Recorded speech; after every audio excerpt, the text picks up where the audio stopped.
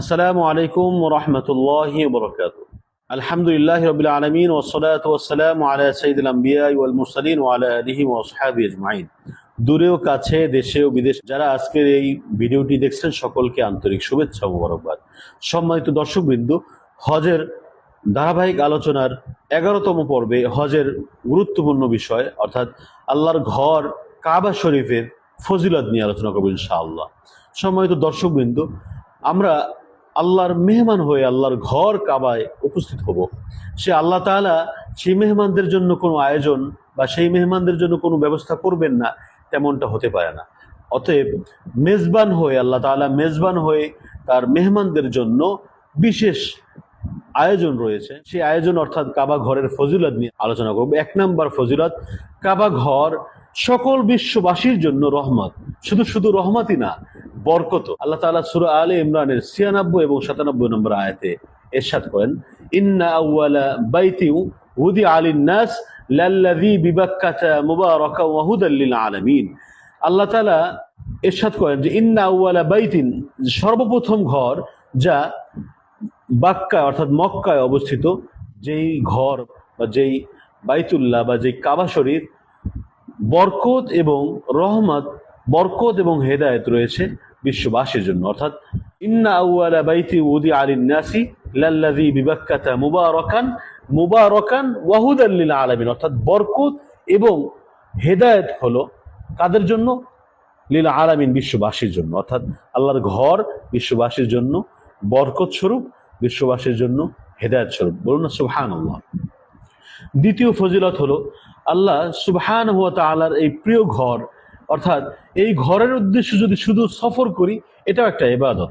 অর্থাৎ এই ঘরের উদ্দেশ্যে সফর করাটাও একটা ইবাদত। আল্লাহ নবী সাল্লাল্লাহু আলাইহি ওয়াসাল্লাম ইরশাদ করেন, লা তুশাদ্দুর রিহালু ইল্লা ইলা সালাসাতি মাসাজিদ। যে 3 মসজিদ ব্যতীত অন্য কোনো মসজিদের উদ্দেশ্যে সফর করা বৈধ নয়। অর্থাৎ 3 মসজিদে সফর করা বৈধ, মানে সফর হলো ইবাদতের বিষয়। 1 নম্বর হলো মসজিদুল হারাম। 1 নম্বর কি? মসজিদুল হারাম অর্থাৎ কাবা শরীফ। 2 নম্বর হলো ও মসজিদিন নবী সাল্লাল্লাহু আলাইহি ওয়াসাল্লাম অর্থাৎ মদিনা মুনাওয়ারা। 3 নম্বর হলো ও মসজিদুল আকসা অর্থাৎ বাইতুল মুকদ্দাস। এই 3 মসজিদ ব্যতীত অন্য কোনো মসজিদে সফরের উদ্দেশ্যে বা ইবাদতের উদ্দেশ্যে বা গমনের উদ্দেশ্যে সফর করা বৈধ নয়। এরপরে তৃতীয় ফজিলত যদি আমরা দেখি, কাবা ঘরের 1 রাকাত নামাজ সমান সমান 1 লক্ষ রাকাতের সওয়াব। বলুন সুবহানাল্লাহ। আল্লাহ নবী সাল্লাল্লাহু আলাইহি ওয়াসাল্লাম ইরশাদ করেন, ওয়া সালাতুন ফিল মাসজিদিল হারাম আফদালু মিন মিয়াতি আলফি সালাতিন ফিমা সিওয়া আও কামা ক্বালা আলাইহিস সালাতু ওয়াস সালাম। অর্থাৎ এই ঘরে, আল্লাহর ঘরের 1 রাকাত নামাজ 1 লক্ষ রাকাতের চেয়েও বেশি সওয়াব। বলুন না সুবহানাল্লাহ। এরপরে সর্বশেষ যে আজকের ফজিলত আলোচনা করব, আল্লাহর ঘর কাবা শরীফের উপর আল্লাহ তাআলা দৈনিক দিন ও রাত মিলিয়ে 120টি রহমত নাজিল করেন। আল্লাহ নবী সাল্লাল্লাহু আলাইহি ওয়াসাল্লাম ইরশাদ করেন, ইন্নাল্লাহা সুবহানাহু ওয়া তাআলা ইউনজিলু ফি কুল্লি ইয়াউমিন ওয়া লাইলাতিন।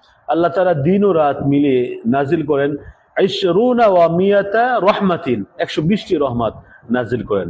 এর মধ্যে ইয়ানজিলু আলা হাযাল বাইত 60 লিত-তায়িফিন, এই ঘরের তাওয়াফকারীদের জন্য 60টি রহমত। ওয়া 40 লিল মুসাল্লিন, এই ঘরে নামাজরত ব্যক্তিদের জন্য 40টি রহমত।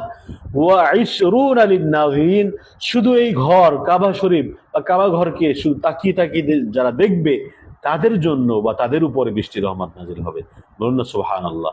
আল্লাহর ঘরের মেহমান যারা হবে তাদের জন্য আল্লাহর বিশেষ এই আয়োজন, বিশেষ এই ফজিলত, বিশেষ এই সওয়াবের ব্যবস্থা করেছেন।